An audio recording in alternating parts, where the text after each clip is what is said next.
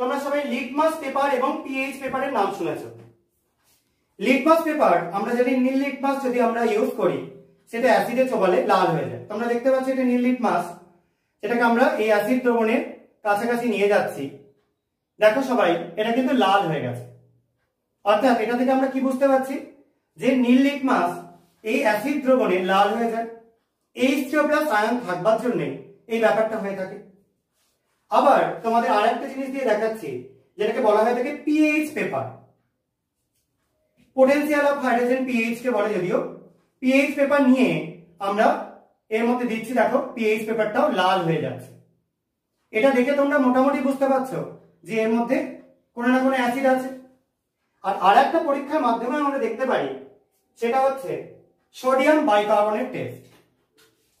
যদি আমরা কোনো জায়গাতে সোডিয়াম বাইকার্বনেট নিয়ে এই টেস্ট টিউবের মধ্যে